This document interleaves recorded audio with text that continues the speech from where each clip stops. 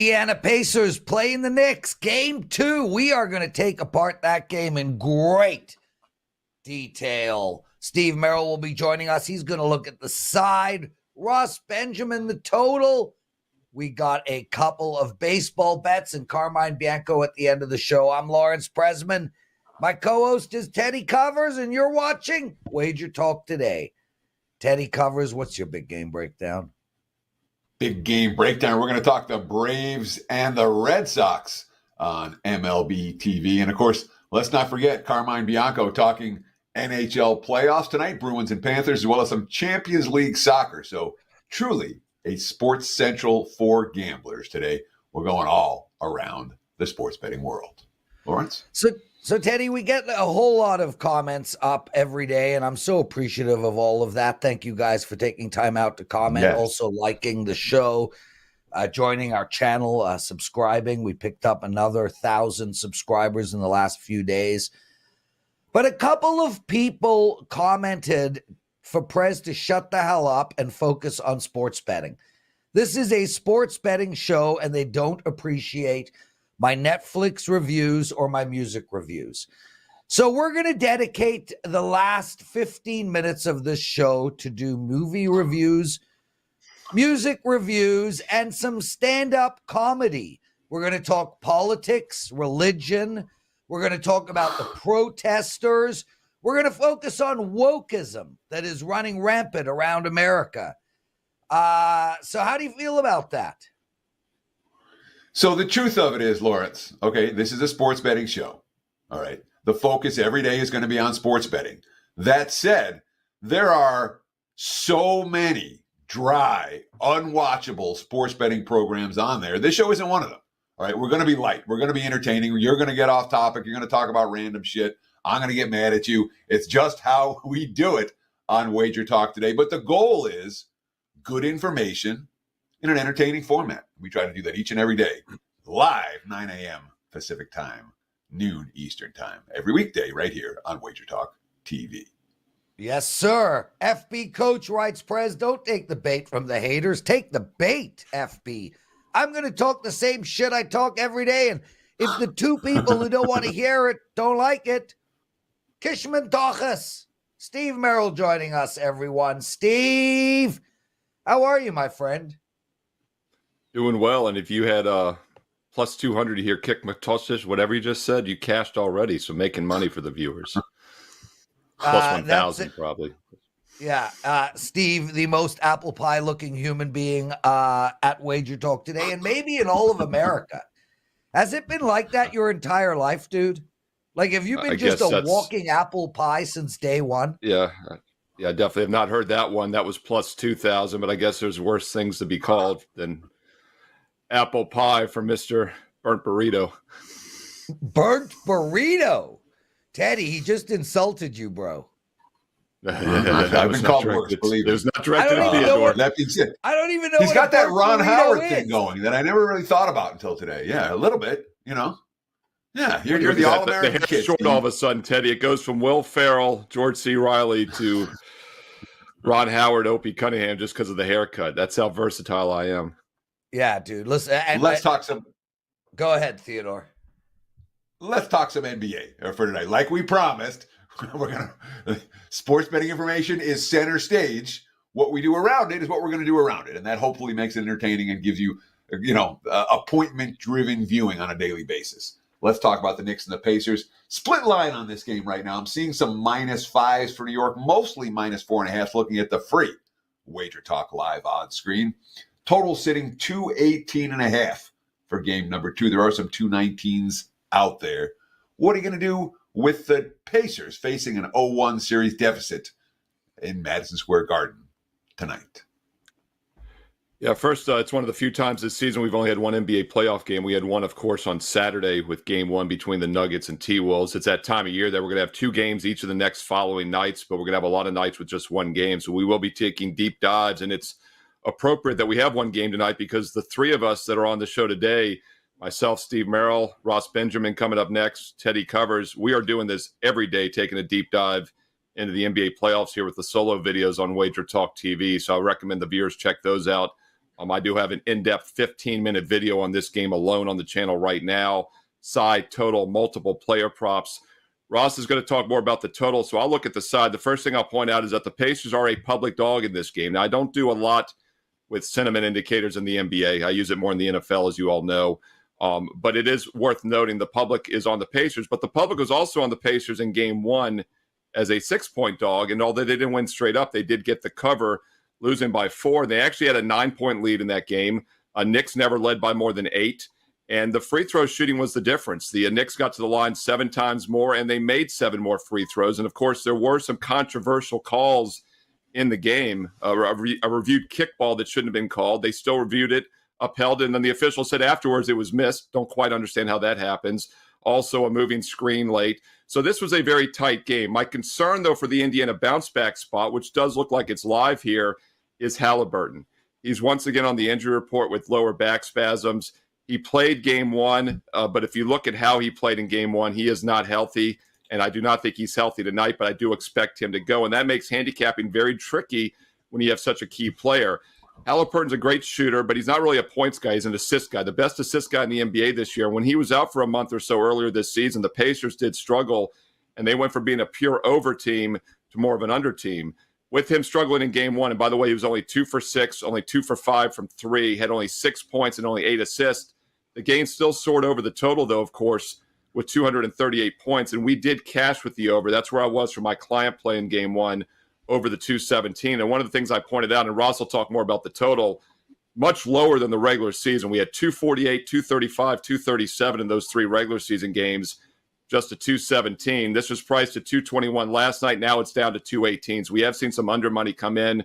I do a mathematical rescore based on the pace. I actually got exactly 217. The teams both shot lights out, but it wasn't as fast of a pace. I want to look at a couple player props, though, while we're talking about this game. First of all, I talked about Josh Hart in my video for game one. I mentioned how he did not do much in the 3 regular season meetings, but he exploded once again in game one. He's having an excellent playoffs. You got to be careful with Hart because he is getting more shot attempts. They're using him more than when these teams played in December and early February. With that said, though, you talk about perfection. Josh Hart played every second of game one. He played 48 minutes, and he had 24 points, 9 for 13 shooting, 1 for 1 from 3, and he got to 24. Now, obviously, that went well over his total of 14.5. He had 16, 18, and 4 the 3 previous games against Philly. Every playoff game had been 14.5 or lower. Many of them were 13.5s, even 11.5s. Now it's 16.5. So if you're going to look for Josh Hart to regress, I think it probably happens tonight. I like Josh Hart under 16.5 points for that reason, especially since Indiana is in bounce-back mode. I would be careful with the Halliburton props because, once again, if he plays, which I think he will, the props are a go. I'm not saying to play him under necessarily on assists because he's such an assist guy, but I think his points could be worth a look at for an under on the Indiana side. I just don't think Halliburton is fully healthy. So when it comes to a follow-up question here, we're talking props, right? Because we didn't give a strong opinion on side or total for this game, correct? Right. I think the prop market's the way to go. No, I don't. I mean, I think it's a bounce-back spot for Indiana, but with Halliburton's injury, I'm very concerned there for his health because he's, as you know, the catalyst of that offense. Steve, sure. I mean, what do you make of the Pacers bench? Wow. Outscoring the Knicks bench 46 to. The first one wasn't a follow-up. It was a question about should I ask a follow-up? And what should I ask a follow-up to, Lawrence? Yeah. Just stay off screen. Pacers bench 46 to 3 in the first meeting between these two teams. Is that something we would expect to see again tonight? Does Indiana have a legit bench advantage? And are the Knicks ever going to get tired after playing these crazy minutes with all their starters? I mean, the Knicks rotation, but without Mitchell Robinson, it could be down to, 6 guys tonight. We'll see how much playing time Achua gets, but 6 or 7 for the Knicks. So follow-up, bench for Indiana, dominant in the first game. Knicks, lack of depth. Do either of those 2 factors come into play for you tonight? Yes, and that's actually something I talked about in my deep dive video is how the Villanova 3 carried them in game one. I think they had all but 4 of the points in the fourth quarter, and that, of course, is Dante DiVincenzo. You've got Hart, and you've got Brunson. And as you know, Teddy, I've talked about this a lot on shows with you. Brunson, I've said for 2 years now, the most underrated superstar in the NBA. I don't think anybody thinks he's underrated anymore. And I've also said at the same time, Julius Randle was the most overrated superstar. And we see what the Knicks are doing without Randall in the lineup this season. Brunson, by the way, just became the 4th player in NBA playoff history to have 40 straight points in 4 games. And, oh, by the way, 5 games ago, he had 39. So he's almost done it 5 straight. The only 3 guys that have ever done it before, Michael Jordan, Jerry West, and Teddy's idol, Bernard King, another New York Knick. Those are the other 3. So Brunson's in uncharted territory. Now, I talked about Hart maybe fading him. I think you can make an argument to maybe fade Brunson here. But then again, do you really want to fade the best player on the court who's had 40+? But his total's getting up there as well. If you look at his prop total, it was 31.5, 32.5 almost every game, a 33.5. Then it was 36.5 in game 1. Yes, he got to 43, but now it's 37.5. So basically, he's going to have to get to 40 for a 5th straight game for you to lose that prop. It could happen, though. I've said this entire last series and this one, I'm not betting against Brunson, so I would just stay off that one, but I would lean under if you had to play it. I think hard under is the way to go. And DiVincenzo, he's been great too, but you bring up a good point. It's basically those 3, and I think for that reason, New York is vulnerable, especially if the Indiana bench picks it up. But the Indiana bench is going to have to pick it up because, once again, I don't think Halliburton is fully healthy. But, yeah, the big 3 carried New York in game 1. And, by the way, how good were those Villanova teams? They won the championship together in 16. They won the championship. A couple of them were there in 18.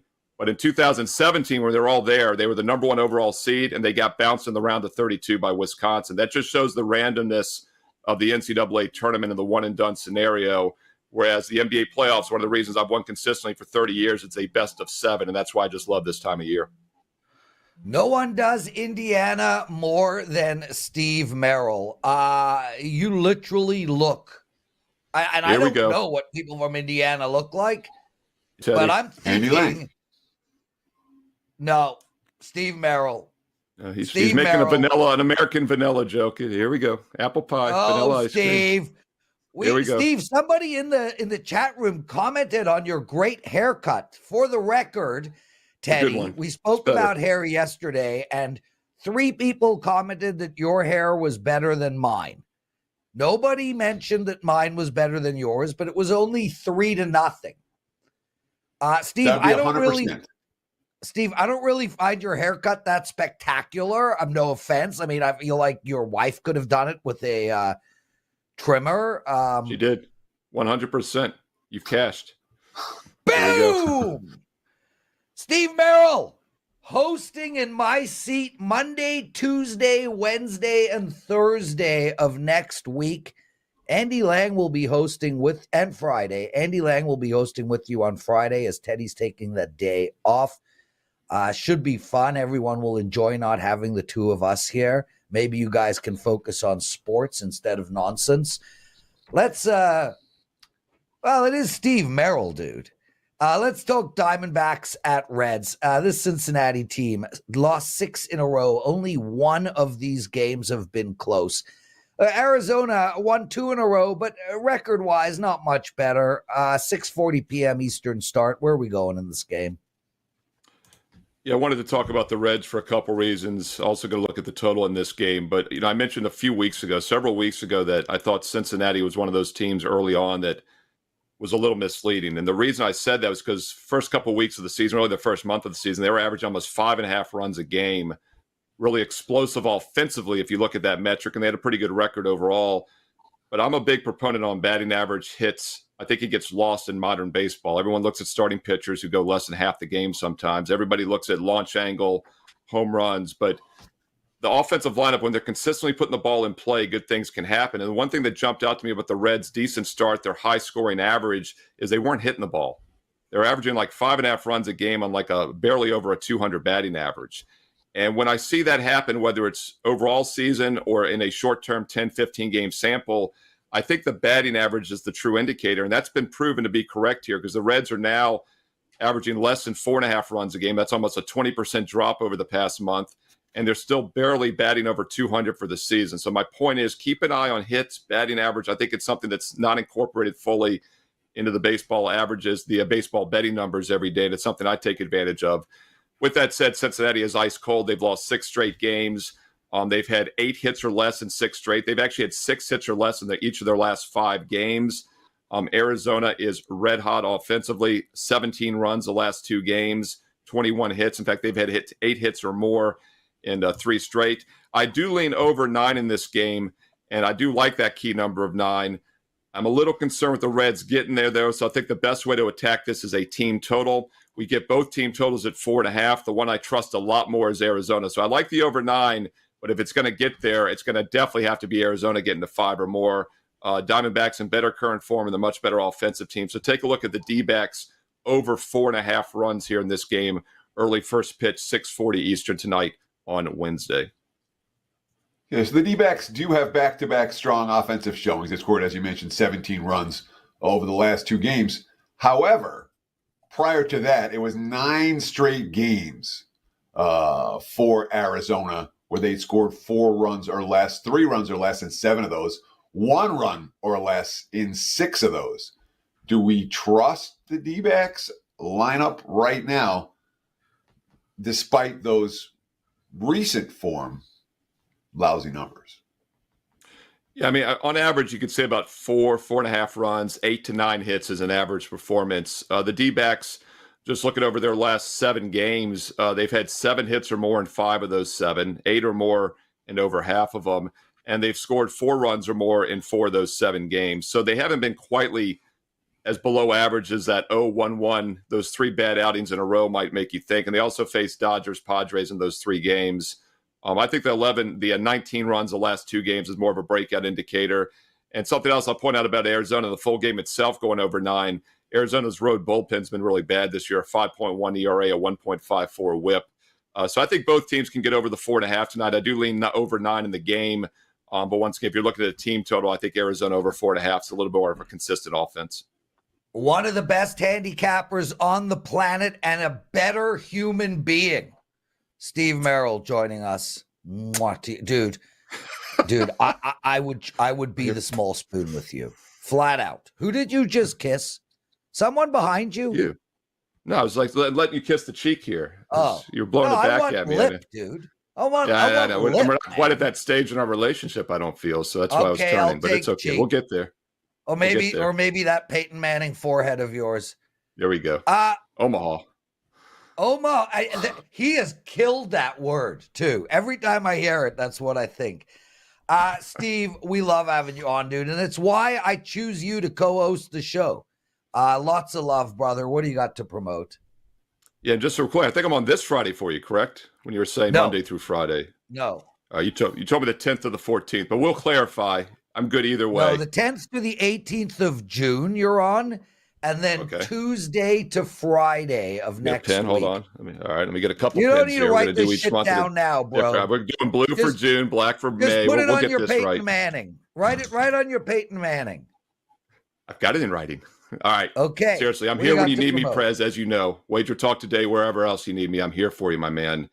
Wager Talk Today. Don't forget MLB First Pitch. I'll be on live at 2 o'clock Eastern today talking baseball with the great Dan Alexander. Also, NBA daily videos. I mentioned it earlier. I've done every playoff game every day this entire postseason. I will continue to do so. Hit subscribe. Hit the bell for instant alerts. You never miss every morning when those videos go up. Really a deep dive, sides, totals, player props. You saw what I did for about 5 minutes here. I did that for 15 minutes. So a lot more information in that Knicks-Pacers game for Wednesday.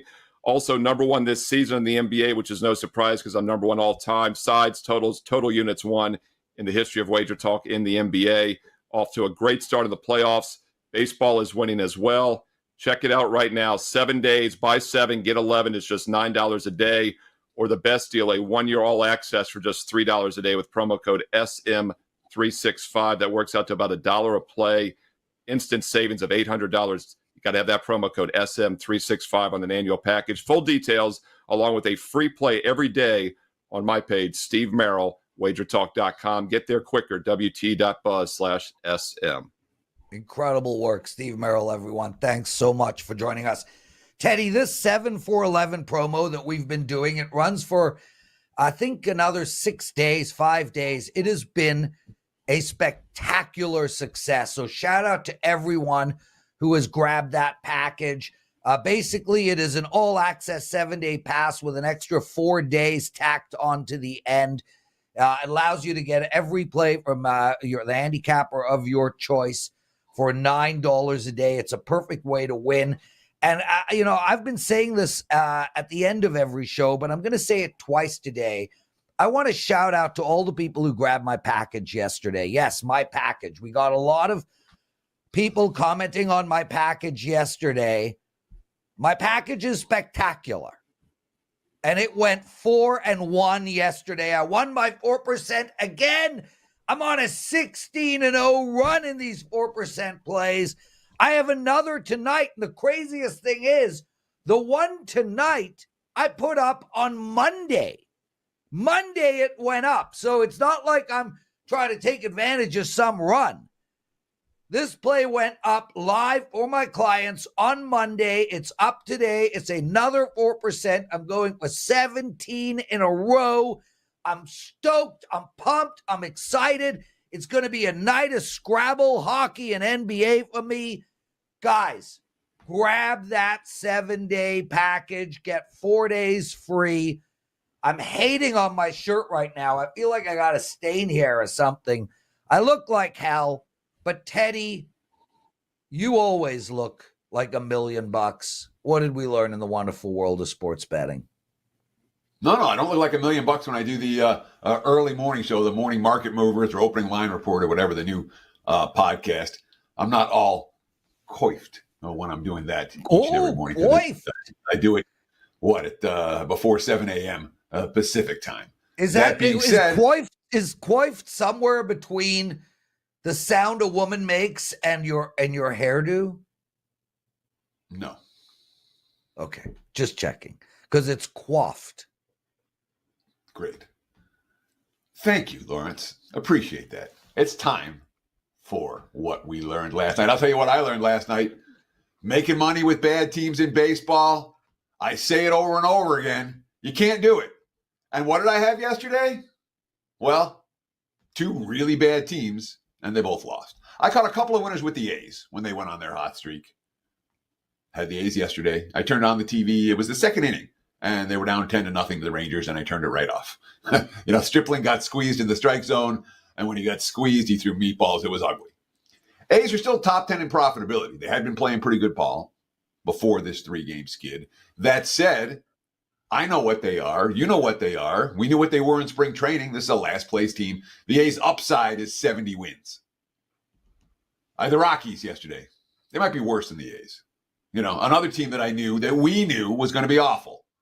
I had to take Colorado and Pittsburgh over the weekend. The Pirates couldn't be laying, and I caught a W in the series opener, 3-2. And they haven't won since. The Rockies still stink. They can't hit a lick. The pitching is awful. Yesterday, I'm like, the Giants can't be laying. They can't be laying minus 160 on the road. Yeah, they can. Rockies got shut out at Coors, thoroughly dominated in that ballgame. There are exceptions to every sports betting rule. I'm a veteran capper who got caught with a pair of wrong sides in MLB yesterday, betting on bottom feeders. I had a right side with the Yankees as my free play. Yankees not a bottom feeder. Hopefully, I've learned my lesson. See if we can do better today. Lawrence? Teddy covers. Ronald Kabang. Firstly, shout out to Ronald. He gave up his spot for the great Ross Benjamin today. He writes, the shit you say sometimes makes me laugh for 5 minutes straight. That's as good a compliment as I've ever gotten in my life because you know me, Teddy. And Vivian has to put up with me. And I say to her all the time, the joke comes first. No matter if it's crude, no matter if it insults you, no matter what, the joke comes first. Teddy, before we bring up Ross Benjamin, Jesse Shalou in the chat room writes, bring on Ross the boss. So before we bring Ross on, I want to make mention that Jesse is on a ridiculous run over at Sports Memo. 12-1 run with his 5% plays. Get Jesse Shule's 5% play tonight, guys. Head over to WagerTalk, to Sports Memo. Grab that play because, 12-1 doesn't come around very often. Nor does 16-0, just for the record. But 12-1 is impressive. Jesse, congratulations, man. Really, really happy to have you part of our family, and you keep winning. It's spectacular stuff. Well done.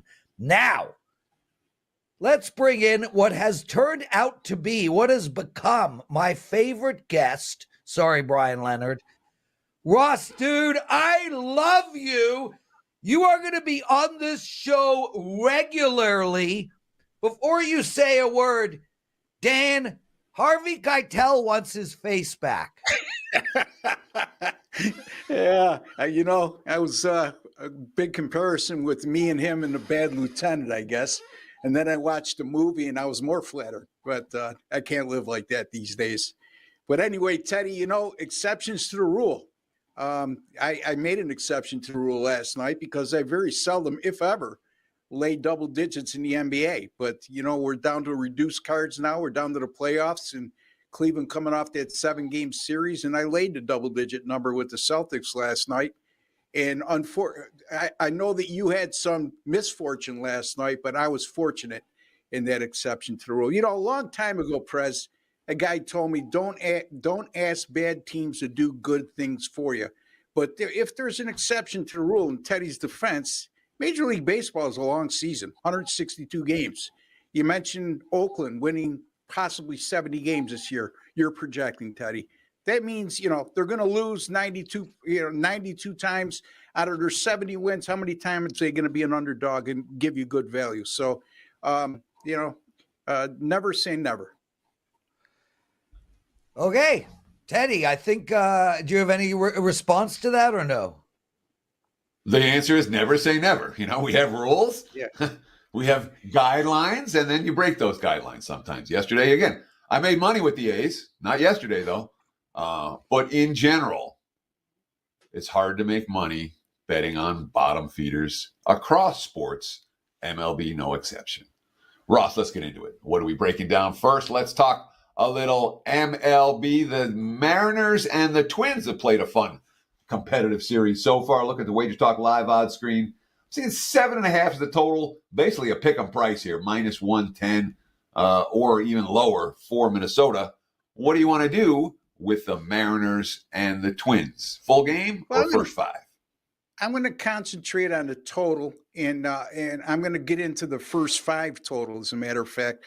But let me start with the 2 starting pitchers here, Teddy. I mean, George Kirby right now in tremendous form off his last 3 starts, 6 innings pitched per start, a 0.50 ERA, a 0.72 WHIP, an 11-to-1 strikeout to walk ratio, which is great numbers. And this is the Mariners team. It's no strangers to them to be playing in low-scoring games. As a matter of fact, the Mariners have only gone over the total in 4 of their last 26 games. In those 26 games, average a combined 6.6 runs per game. And during that stretch, the Mariners pitching has really carried them, as they're only allowing 2.6 runs per game over their last 26. And when we get into this number of 7 and 7.5, not uncommon right now for a team like the Mariners getting good pitching and not a lot of hitting. And they've gone 8-0 to the under in their last 8, whenever the total is 7 or 7.5. And in those games, they're only allowing 1.5 runs per game. Now, we know that the Mariners aren't a great hitting team right now, Teddy, getting great pitching. But when you get in the 7.5 area, chances are they're facing a good pitcher, and they're also facing a team that's not hitting really well. The Twins have been sporadic in that regard offensively. But I know one thing, Chris Paddock, their starter tonight, he had 1 bad outing, 2 bad outings actually this year. Both came on the road. But over his last 3, a 2.00 ERA, a 1.00 WHIP, averaging 6 innings pitched per start. Notice that I always concentrate on how many innings a starting pitcher is giving you on average over at least a decent sample size of 3 starts. 3 starts at home. All 3 of those games go under the total, and his 1.02 ERA had a lot to do with those low-scoring affairs. The wind blowing in at about 10 miles an hour tonight at Target Field, which will help the pitchers in that regard. And here's the thing. You might ask, well, Russ, why don't you just go under the total in the 9 innings? Well, I don't trust the Twins bullpen. You look over the last 7 games, the Twins, 7.77 ERA. And then their WHIP is 1.48. So when I see that, okay, wait a minute. We got a high ERA with a WHIP that's approaching 150, which is borderline bad to me. But when I see that, I automatically look and say, how many long balls are they giving up? Well, they've given up 5 home runs in the last 24 and the third innings over that 7-game stretch. So I'm going to cut them completely out of the equation, Teddy. And I am going to go under the total of 4 at money line odds of -120. Now, there are 3.5s out there, and you're going to have to lay some heavy juice at 4. If you can't get a 4, I'm still on board with going under 3.5 as well. Wow. You're killing me, Ross. That was exactly what my follow-up question was going to be, and then you come in right at the end and answer it. Literally, I spent the whole time He's a sitting there. What am pro, I going to ask you? Teddy. But let's talk about the 3.5, 4 for a minute, because this is a split line. There are 4s -20. I'm seeing 3.5. You can get under +14 on 3.5 right now, looking at the WagerTalk live odds screen. How much is that half run worth between 4 and 3.5? Because I'm seeing 35 cents difference. Is it worth more than that, less than that, approximately that? Which is the better bet?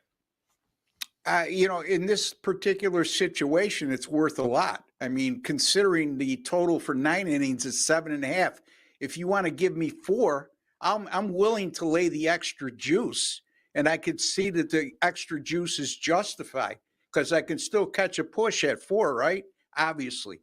And anytime I see a total that's for the first 5 that exceeds 50% of the total for the game, and I have a pitching matchup such as this, and a team that can't hit their way out of a paper bag like the Mariners involved in a game, it certainly weighs heavily in terms of that. Why I would be willing to lay the extra juice at 4.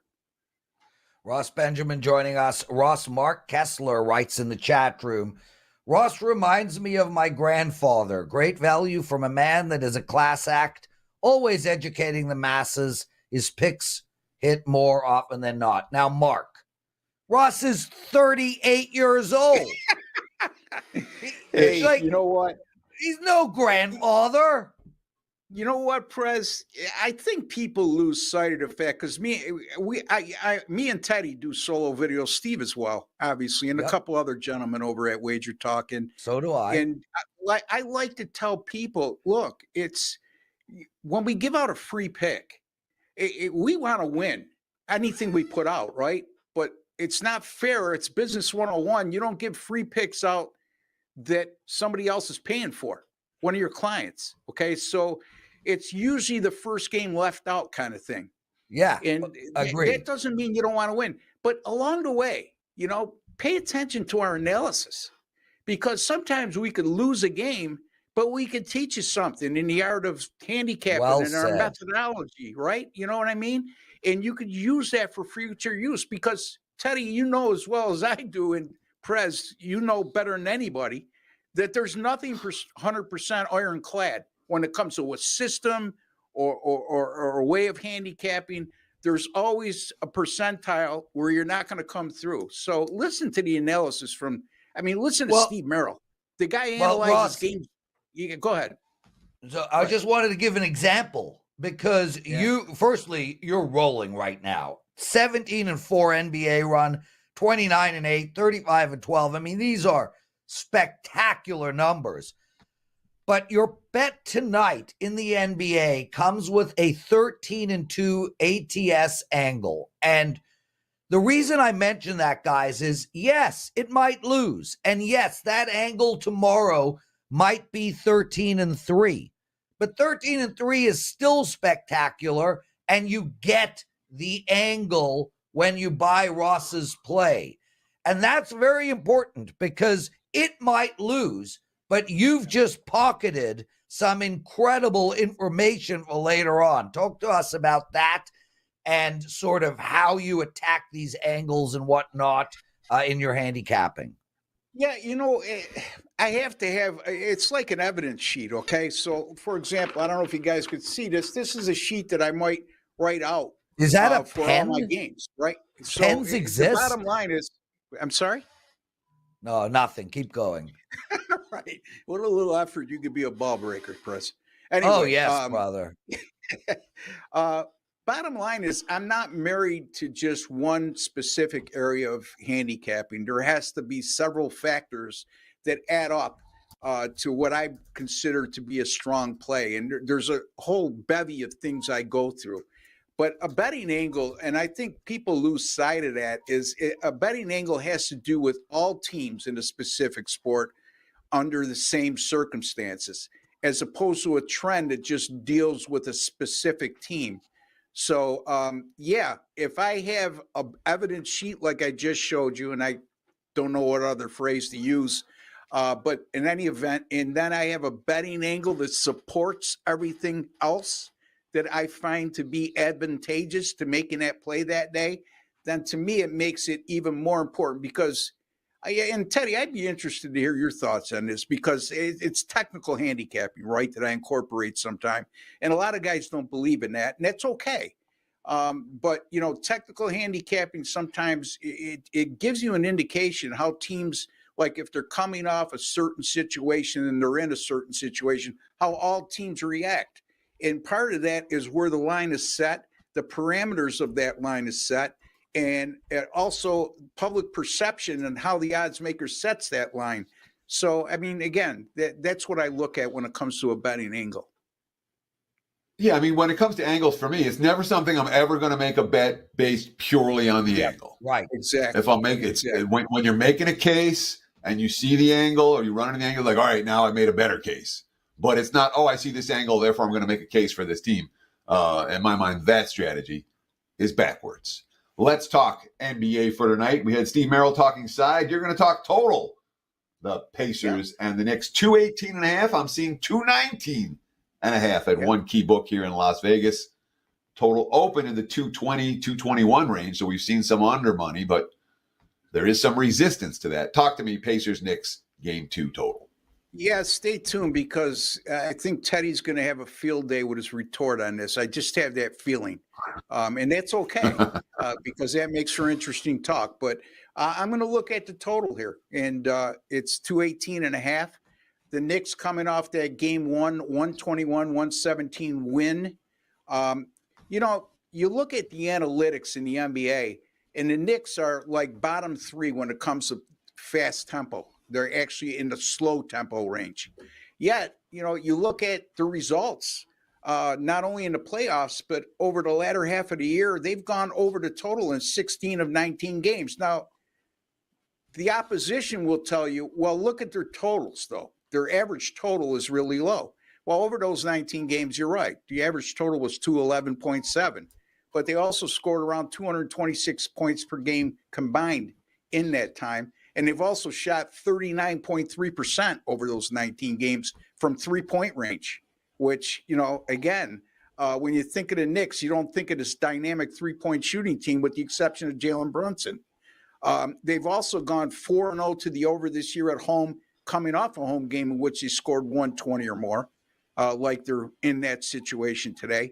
And the Pacers, this is a team, I don't care if you're a slow tempo team. Now, Steve made a good point. He said, you look at the field goal attempts for both teams in the prior game, and it was slow tempo. Well, yeah, it might indicate it's slow tempo, but it's a little bit deceiving because both teams shot the ball extremely well.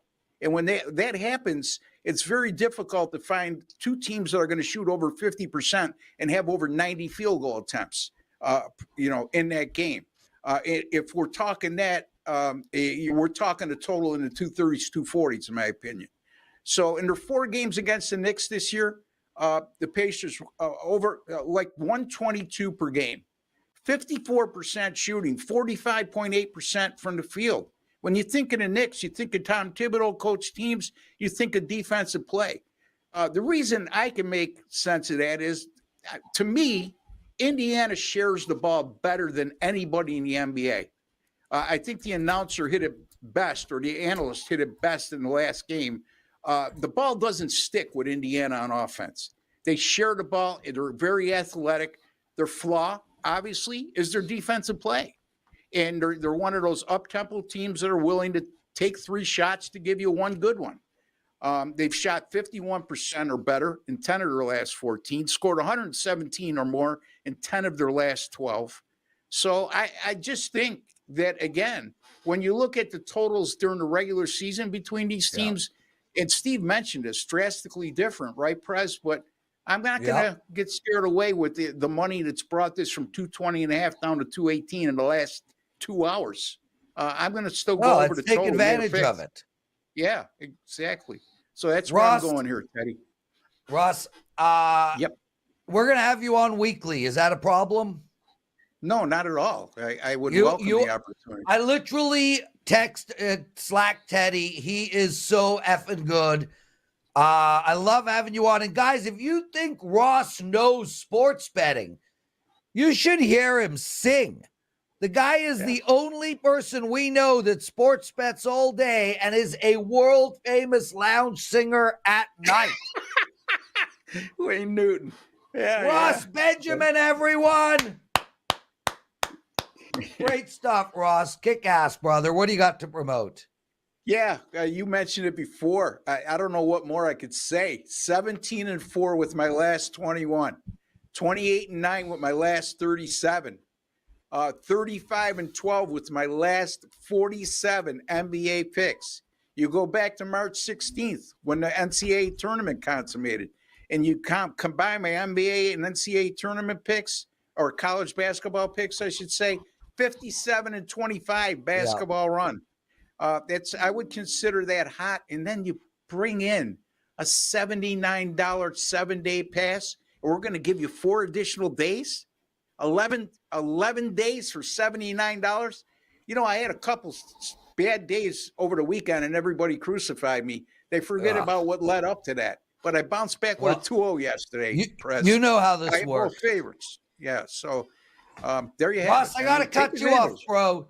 Teddy is like, Prez, we have 4 minutes left, and my big game breakdown, Carmine Bianco up. Ross Benjamin, everyone. Teddy covers. Let's keep this show moving. I personally think this show's spectacular. I'm going to listen to it again twice. What's your big game breakdown? Let's talk big game breakdown for Wednesday night in MLB. A little national TV action on MLB TV. The Red Sox in Atlanta for the finale of their 2-game set against the Braves. Lost last night. Will they bounce back tonight? I'm not so sure. Looking at the WagerTalk live odds screen right now. Full game for this contest. I'm seeing Atlanta in the minus 190, minus $2 range, 2-1 favorites. Total sitting at 8.5. I'm going to take the bullpens out of the equation for this game because I'm concerned about the Braves bullpen right now with a couple of key guys, Matzek on the DL, Johnson on the DL for Atlanta. They used key arms last night as well. So let's just keep this in the first 5 innings. All right, the Red Sox, in my mind, are a pretty easy team to handicap, in theory. They're mediocrity defined. They're a 500 level team. They were aligned as a 500 level team. They're playing like a 500 level team. So the Red Sox go on a winning streak. They get 3-4 games over 500. I'm looking for spots to fade them. They get 3-4 games below 500. I'll look for spots to back them. Well, they're above 500 right now. Of course, they're coming off a 1-14 game where they went 1 for 14 with runners in scoring position in a 2-run loss last night. And today they have to go against Chris Sale, who his last 2 starts. I wondered if Sale would be able to come back and be good. He's been real good in each of his last 2 trips to the Hill. Nick Pivetta coming off the DL. He's been out with an elbow strain for the better part of the last month. He has a bad track record against Atlanta. He had a bad start at AAA in rehab action. In my mind, this makes a lot of sense for a first 5 wager. Atlanta kind of slumped on their West Coast trip.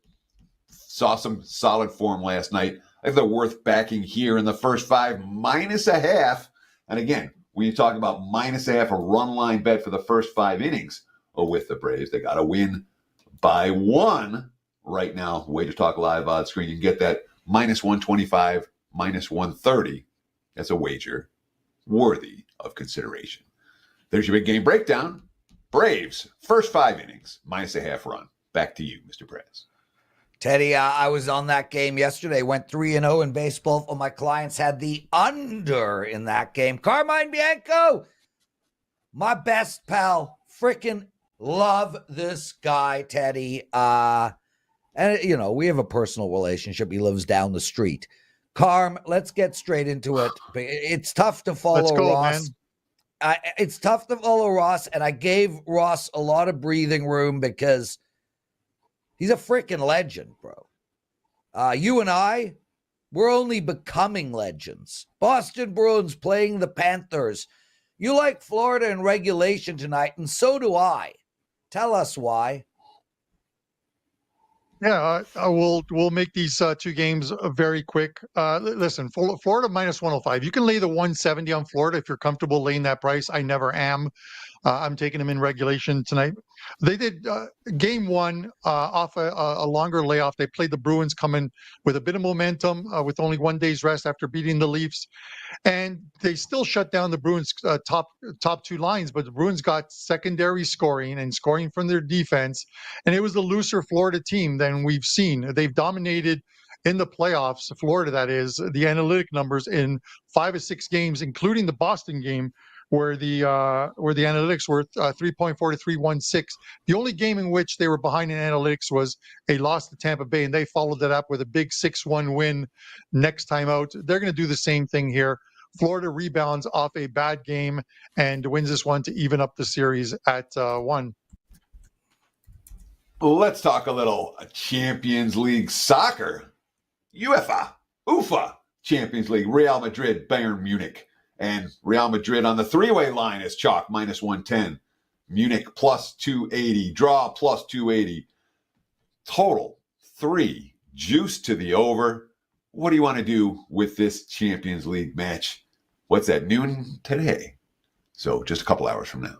Yeah, noon Pacific, 3 Eastern time. And this is a good one. Game one in Germany finished 2-2. And if you watch that game, and I know you didn't, Teddy, but if you guys watched that game, you saw that Real Madrid were the better team in that game. Dominated the analytics point of view as far as expected goals. But they're returning home now, everything to play for, a spot in the finals against Borussia Dortmund, who won yesterday against PSG. And this Real Madrid team, 14-time title winners, they just don't lose games at home. They are this year in all competitions at home, unbeaten in 24 games, 20 wins, 4 draws. Of that, in this competition, 3-1-1 in this competition at home. 12-6. That was a 3-0-2, 12-6 goal differential. This is a very good team. And the one thing that's going to happen today, I believe, that happened in game one is Bayern just don't have an answer for Vinicius Jr. and his speed, Real Madrid attacking. He scored 2 goals in that game, one to put him up, one to equalize. The guy is such a talent. They have no answer for his speed. I think Madrid get out in front, and I think they double up on it and go on to win. Minus 110 is a very low price here. I get it. It's graded on 90 minutes. So if this game is tied after 90 minutes and any injury time, it will go to 30 minutes of extra time and possibly penalties. But I don't see that happening. I think a better coach squad with Carlo Ancelotti, the Italian manager, and I'm taking Real Madrid minus 110 to make it to another finals in Champions League. I'm having Penne Angelotti for lunch today, Carm. What do you got to promote? All right. 2 soccer plays up as well. 2 NHL plays for tonight and 1 MLB, 8-2 MLB run. So that's coming along nicely. The 11-7, I think, is the best package to get. 11 days of plays for only for the price of 7. It's a great deal, $9 a day. Head over to WagerTalk, my page. No coupon needed. Grab that one. And guys, thanks for having me on.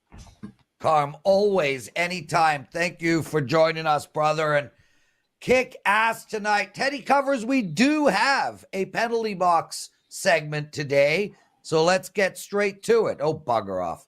Hey, everybody, it's Lawrence Presman, the Prez from WagerTalk Today. We got our penalty box segment going. I got 2 bets to give out for you. Let's start right off the bat with the 2:20 Eastern baseball game.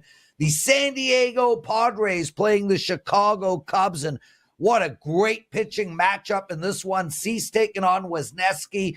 Wind is blowing in from center field, and that is a huge factor in this bet for me. Both pitchers have been amazing all season long analytically, and I think they continue that today. The problem with both these teams right now really is the bullpen, so we're going to take that out of the equation. I'm going with under 4 runs in the first half of this game, the first 5 innings, under 4 runs.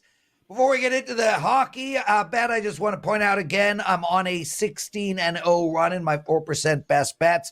I have a 4% play up tonight for my clients. I also have an NBA and an MLB play. Don't sleep on this run. 16-0 happens once every blue moon. We're going for 17 straight. Head over to WagerTalk and grab that play. As for the bet that didn't make it onto my card tonight, but one that I am betting 1% of my bankroll on, Florida Panthers in regulation. Like, Jeremy Swayman's been unbelievable. But if you watched that game last in game 1, Florida was all over the Bruins, and they just had bad puck luck. Boston, this team is not scoring 5 goals against Florida again. I think we have a ton of value here, Florida in regulation. I actually think it's worth betting Florida to win the series right now. I think they will get it done tonight, and I think they will get it done on the series. That's it for the penalty box segment. Thank you for watching. Teddy covers. Great show today, my brother. Take us home. Sure, that's going to wrap it for the Wednesday edition of Wager Talk Today. We'll do it again tomorrow, same time, same channel. Between now and then, enjoy the games. Best of luck with all your wagers.